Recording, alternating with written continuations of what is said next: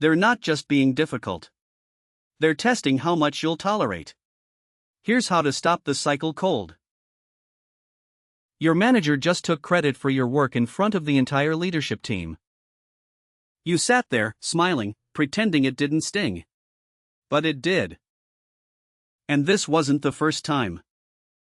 Unfair treatment at work doesn't always look like yelling or obvious discrimination.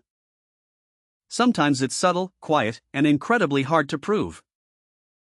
Today, I'm going to walk you through exactly how to handle it without burning bridges or losing yourself in the process. The first thing you need to do is separate a bad day from a bad pattern. Everyone has a rough week. Your boss snaps at you once, that's stress. But when the same behavior repeats across weeks and months, that's a pattern. Maybe you keep getting passed over for projects that go to less experienced colleagues. Maybe your ideas get dismissed in meetings but praised when someone else repeats them. Maybe your workload is twice what everyone else carries, but your performance review says meets expectations. Write down specific incidents with dates.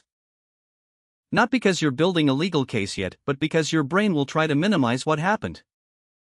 Memory is unreliable when emotions are involved.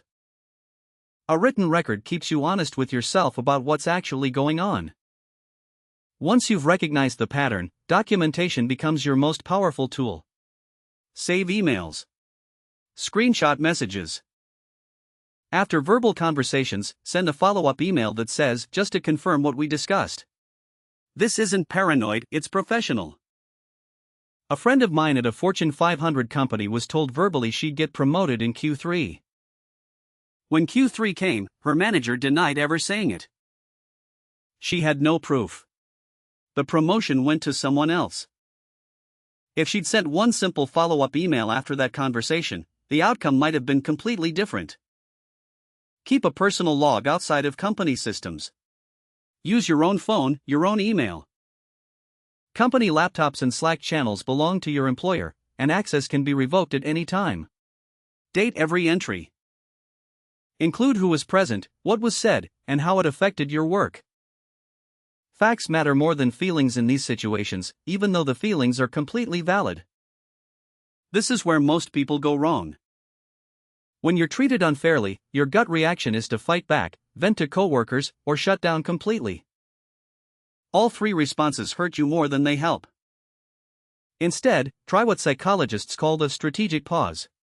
When something unfair happens, don't respond immediately. Give yourself 24 hours before taking any action.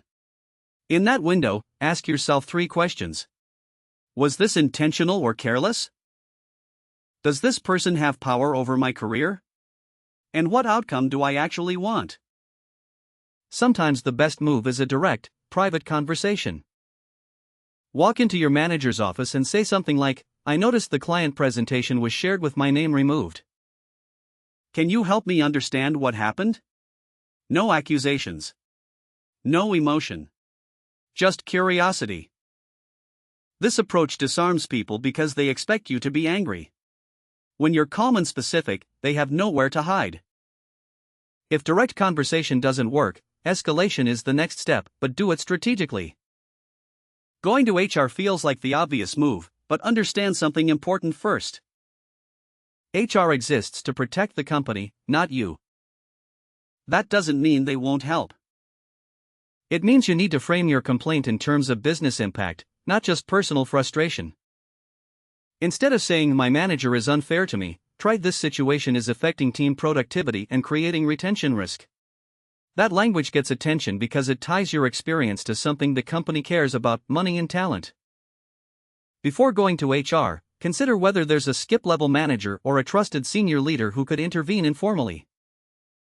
Sometimes a quiet word from someone with influence solves problems faster than a formal complaint.